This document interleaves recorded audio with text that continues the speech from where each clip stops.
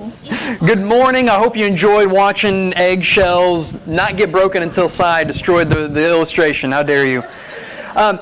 We concluded Ecclesiastes. Last week it was icy and we didn't come out, so if you want to see the conclusion of Ecclesiastes, you can look on the Facebook page or on YouTube. But today, until Easter, we're starting up a new series called Signs. We're looking at the signs of Jesus. Now, we know that Jesus performed many, many miracles, right? I mean, that's one of those big things that happened. He got so many followers because he fed a bunch of people. He walked on water. All these miraculous signs. And that's what we're going to look at for this week all the way up until Easter. So we got 7 Sundays of 7 signs of Jesus. And the Gospel of John records Jesus' life. And by the way, we're going to be in John chapter 2. And if you're going to use the Bible in front of you, page 751, and the Bible's in front of you. John chapter 2. What he does is John, the author, he records Jesus' life. He talks about how Jesus is the Christ, the Messiah, the chosen one of God, the prophesied one of God, and one way he does that is by recording his miracles, and he records specifically 7 miracles. And really the book of John can be split up into 2 halves. The first 11, 12 chapters are called the book of signs, and that's where Jesus performs these 7 miracles. And then chapters 12 and on, that records really the last little bit of Jesus' life. That's the Passion Week, that's the death, that's the resurrection, and that's the big miracle that's recorded in the later half. But we have 7 miracles leading up to Easter, leading up to his resurrection, and so that's what we're going to look at today. So let's get going. Here's chapter 2, John chapter 2, verses 1 through 10. He says, on the third day, there was a wedding at Cana in Galilee, and the mother of Jesus was there. So we got Jesus, he has got a few buddies along. He's only got about 5 disciples at this point.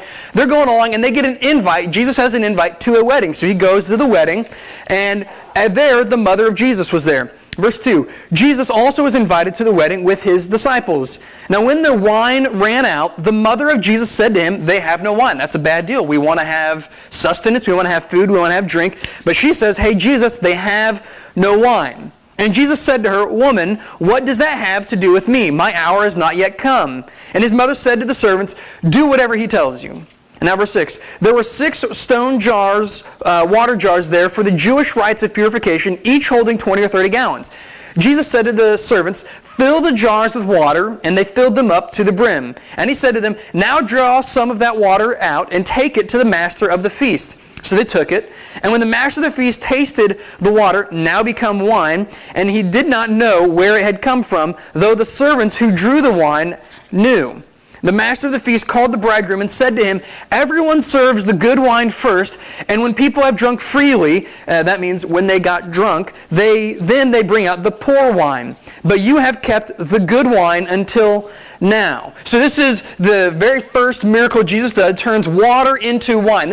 We've all heard about this miracle, right? We've heard about this thing that Jesus has done, turning water, this everyday thing, into wine, into this other thing that they're accustomed to, but not necessarily expecting to see there. And so in this narrative, in this little story here, there are 4 different scenes that really happen, okay? So first of all, we have Jesus and Mary to start off, right? They get invited to the wedding, and Mary says, hey, Jesus, they're out of wine. What are you going to do? That's the very first scene. And then the second scene is Jesus talking to the servants, saying, hey, servants, go get the wine, go do this, fill the water up, and then it'll turn into wine, it'll be good. And then after that, the servants, they do what Jesus says. And then the last scene is that they take the water to the master, and the master and the bridegroom talk about it. But here's the deal. In each of those scenes, who is the focal point of that ceremony? It's not the bride and groom. It's not who you expect. It's not like today, the bride and the groom. If you're not looking at them, you're not looking in the right place, right? But now, Jesus, in this story, with John, when he records it, he puts the focus on Jesus. In every scene, the very primary person, the main character, is Jesus Christ, rather than these 2 people getting married. We don't get their names. We don't get who they are. We get Jesus and what he does. So this passage is central on Jesus and focused on this crazy event that he does where he turns water into wine. Now, we know how water becomes wine in the natural order because it rains. Rain feeds the grapes. Grapes get big. Put the grapes in the press them down, ferment them, right? That's how we get wine now. And Jesus just sped up that process by about 2 years. He does what 2 years of work would do into 2 seconds in a very moment. And here's the point. This is not just a miracle. This is a sign. Look at verse 11. John 2, verse 11.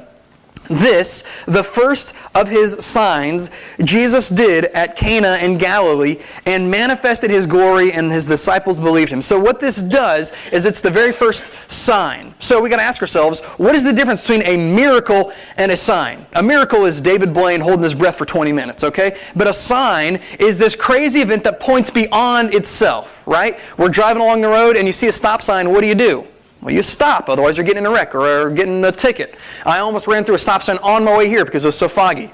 Don't quote me on that. But a sign points beyond its own thing, right? A sign does not exist to be a sign. A sign exists to inform us about something else. So whenever John records this event, he doesn't say, hey, look, a miracle of Jesus. He says, a sign of Jesus. It is pointing beyond the very simple turning water into wine, and it points beyond to something greater. And the greater is also in verse 11. He manifested his glory, and the disciples believed him. So this sign is to point to the glory of Christ, the glory that is only held by God, now manifested into a human being, and that knowledge is supposed to cause belief in those who see it. And that's what happens with the disciples. They see this sign not just as a magic trick, but rather as a sign that points to the fact that Jesus Christ is the Messiah, the prophesied one of God. And so here's what we're going to do with this passage today. We're going to look at three different ways, three different things that happen in this narrative that point to the truth that Jesus' glory is now manifested, that Jesus' glory is now apparent, now being shown, now being put on display for all to see, now so that we can see Christ as God embodied in the flesh. So here's what happens. The very first thing that we can see right off the bat is that Jesus, He fills a need. There's something that needs to be done, and Jesus fills it. There's a need in the area, and so Jesus, He goes ahead and He fixes that need. There's something needs to be done, and so He does it. Now, rather than a street magician who's getting magic tricks for money, this guy, Jesus, he is doing these magic tricks, these miraculous things, not to get money, but to find a need and to fix it, to make wine where there is no more wine anymore. So here, look back to verses 1 and 2. On the third day, there was a wedding at Cana in Galilee. The mother of Jesus was there, and Jesus also was invited to the wedding with His disciples. Now, chances are the reason that Mary and Jesus are there is that it's a family member or a cousin or a friend, somebody that they're associated with, and so they both get invited. And Jesus, He's apparently close enough to be able to bring not a +1, but a +5 or so. So He gets a bunch of friends, and they all go to the wedding. Now, weddings back in the day are better than they were today, okay? Weddings now, they're kind of weak. They last about an hour, and then we have a ceremony that lasts for maybe 2 or 3 hours, and then we're done. I'm telling you, Jewish people, they know how to party. They got it. They start on Wednesday and they end on Tuesday. Okay? Does that make sense? 7 days of partying, having a good time, having a feast, and that's what's going on. Jesus and His disciples and Mary show up to a wedding where there's going to be a party for a week. Not a couple hours, not all night, for a week. For 7 days, they're going to go out and they're going to party and have a good time. But now here's what happens. Verse 3. When the wine ran out, the mother of Jesus said to Him, they have no wine. Now, that might seem like, that's unfortunate. They ran out of wine. They ran out of their Coke. It's, whatever. You'll just go across the street and get Coke. But really, this is a huge event. This is a very nasty situation to be in, because if you run out of wine, because this is, for the people getting married, this is the biggest event of their lifetime. This is going to be the biggest moment in their life, and everybody's going to remember it. And if you fail to provide for that party, people will put a black label on you, and even there are cases where some people got sued for not having enough wine. So that's a big deal. This is a problem here where they don't have enough wine, and it's unfortunate. And so Mary, she says, hey, Jesus, what's going on? They are out of wine. They last a week. These weddings last a week, and you've got to have a lot of wine to provide for that. And instead of the bride providing the money, the funds, the parents of them, it's the groom and his family. So the groom and his family, they provide the funds, they go party across town, go pick up the bride, party back across town, have the party, and then stay there for a week. And that's a lot of time to drink and a lot of time to eat. And if you run out of food, everybody's going to make fun of you. Everybody's going to be distancing themselves from you. You're going to be the social outcast of the entire area, and nobody's going to be interacting with you. Nobody's going to want to be friends with you, because it is not just a disappointment, it is an actual horror. It is a tragic event, and that has deep social issues in it. Now here's what happens. Verses 4, and let's read through this section. Now Jesus said to her, "Woman, what does this have to do with me? My hour is not yet come." And his mother said to the servants, "Hey, just do whatever he tells you to do." And now there were 6 stone water jars there for Jewish rites of purification, each holding 20 or 30 gallons. So let's just take a stop right there and talk about why there are these 180 gallons worth of water hanging out. So what they would do is they would like to wash their hands. That's pretty good, but not for physical issues, but for emotional, for spiritual issues. So they'd go wash their hands, go through this ritual. And we have an example of this in Mark chapter 7, verse 4.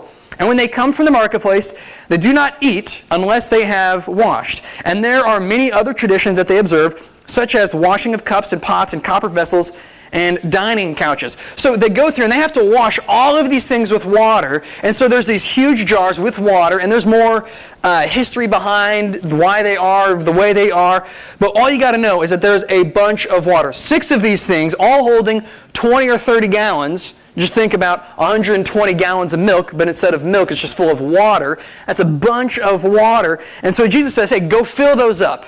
And I got to think, if you're a servant, you're going, I mean, I got to carry that thing down to the river, go fill it up and bring it back. That's going to be pretty heavy. I don't want to do that. This is like a 10-man job just for all of these vessels. And so it's going to take a little bit, but they go and do it. They get the job done, and here's what happens. They fill the jars to the brim. This is verse 7. Fill the jars with water, and they filled them to the brim. And he said to them, "Now draw some out, take it to the master of the feast." And so they took it. And when the master of the feast tasted the water, now become wine, he did not know where it had come from, though the servants knew. For a big party like this, you need a lot of wine. And it's probably been going on for a couple days. We don't know exactly how long. But at this point, whatever point it is, they run out of wine, and Jesus provides 120 gallons at the least of wine. Do you know how much 120 gallons of wine will... You know how many people it takes to go through that? It's not 4 or 5 people. It takes more than the people in here. It's going to take a whole lot. So he provides more than they need, up and above, higher, greater, way more than they could ever possibly use in a week. And then it's just a great wedding gift as well, I think. If you're wanting a wedding gift, give me 180 gallons of wine, why don't you? That's a joke. Don't do that for me. He gives them a ton of wine. And this is filling a need. So he manifests his glory, first of all, by filling this need. He finds something that needs to be done, and then he does it. But here's how he does it. He does it on God's time. And that's not Jesus going, oh, I think this will be fun. This will be a neat little party trick. I'm going to do this. Everybody's going to be happy. Everybody's going to be saying, hey, Jesus, you're so cool. No, he does it because it is God's will for him. He does it because it's on God's time that he does it. It's not just a magic trick for the fun of it. It fills a need on God's time. It's ordained, it's orchestrated, and it's planned by God Almighty. It's done on God's time. So let's go back to the very beginning of this, all right? How this started, on the 3rd day, wedding at Cana in Galilee. Mother of Jesus was there. Jesus also was invited to the wedding with the disciples. When the wine ran out, the mother of Jesus said to him, "They have no wine." Now this is, at this point, she's thinking, Jesus is going to do this. Jesus is going to fill this need because I asked him to. Because at this point, Joseph, Mary's husband, is dead. He's not in the picture anymore. So Mary, a widow, is now 100% reliant on her eldest son, Jesus. And now she says that she has some investment in this wedding, whether it be a family member or a friend, but she cares about the well-being of it. So she says, hey, Jesus, fill this need, because if you don't, then it's going to be bad for these people. But Jesus' response is pretty contrasting. It's pretty bizarre. We might even think of it as harsh, but it's not harsh, but it's not really endearing either. Here it is. Jesus said to her, "Woman, what does this have to do with me? My hour has not yet come." And so when we hear the word woman, we kind of think of a patronizing jerk. But really that's not the case. Jesus is more calling this ma'am is our best English, roughly translated. He says, ma'am, what does this have to do with us? And it's not really motherly, but it's not really distant. It's not antagonistic, but it's not really mother-son relationship anymore. And so what Jesus does in that moment, when he responds and he says, woman, what does that have to do with me? He's distancing himself. We're up to this point. For 30-ish years of his life, Jesus has been Mary's baby boy. Mothers, you know what I'm talking about. You have the youngest born or the oldest. There's, oh, my baby boy. This point. Jesus has been Mary's baby little boy this whole time. And now he says, no, I'm not your baby boy anymore. And he stops being Mary's son and starts being Mary's Messiah, starts being Mary's Savior. From this point on, Jesus is no longer defined by his relationship to his family. He is only defined by his relationship to God. Now, whenever Mary does this and she says, hey, Jesus, they're out of wine, could you fix it? This would be like me, who I just bought a house, going home to my parents' house, and they're saying, hey, Clayton, could you, clean the kitchen, take out the trash, maybe vacuum a little bit, clean the toilets? That's not my job anymore, Mom. I'm not doing it. Anybody else? That's how you went right now? That is not my job anymore. Jesus is saying, Mother, I love you, but this is not my job anymore. I have moved on to a different role in my life where I'm no longer operating on human time, but now I'm operating on God's time. Now, I'm not operating according to what you want. I'm operating according to what God dictates. And that's why he says, my hour, my time has not yet come. Now that hour, that time, that refers to his death, his burial, his resurrection, the glorification manifested fully in Christ, the very end of his ministry, where he gets put on a cross, put in a tomb, and then gets up and walks a few days later. That's the hour. And he says, my time to be fully glorified has not yet come. I'm operating on God's time, not your time. So Jesus fills a need on God's time, not on human time, not on his own time, but on God's time. And here's this last one. He fills it with the best. He got the very, very best, and he fills that need with the very best according to God. It's on God's timetable. It's a need that needs to be filled, and he does so with the very best possible provisions. Here's verses 9 and 10 in John 2. When the master of the feast tasted the water that has now become wine, and he did not know where it came from, though the servants knew, who drew the water knew, the master of the feast called over the bridegroom. So this is our wedding planner, our wedding coordinator guy, the person who has the schedule out and he's planning everything and putting everything in the right place. And he calls over the bridegroom, the guy who's funding it all, the guy who's providing all this. And he says, hey, what's the deal? Verse 10, and he said to him, everyone serves the good wine first, and when people have drunk freely, then the poor wine. But you have kept the good wine until now. See, everybody else, they serve champagne first, and then they bring out the cheap Miller Lite across the street over at Natmart. They bring that over after everybody's drunk on champagne. That's what they do. But instead, what you have done, you've served the Miller Lite first, and now you've brought out the champagne. You brought out the best of the best. You brought out the very top dog, the opposite of what people expect, and it's the very best possible. They're drunk, and now you would expect to get the weaker, watered-down, nasty stuff. But Jesus gives the very best possible provision for this. He doesn't just fill a need with the cheapest stuff that he can. He gets the very, very best stuff and fills that need. Now, I did a little bit of research, okay? So the average bottle of wine, which is about half a liter or a liter, I don't really know exactly, but they cost about $30, okay? So what they're doing is right off the bat, the bridegroom, he starts serving $50 wine. That's pretty good. That's above the average. That's a little bit better. $50 wine bottles. And all of a sudden that runs out, and they expect to bring out the $5 wine box, right? And instead, Jesus comes around, and can I tell you, I went to an international market over in Ohio one time with a buddy of mine, and they have a wine cellar. So I was curious, so we went into the wine cellar. They had a bottle of wine for $3,000. I cannot comprehend spending $3,000 on that. But Jesus, he brings out 180 gallons of $3,000 wine, and he gives it away. He just, hey, go ahead, go drink fully, drink it all.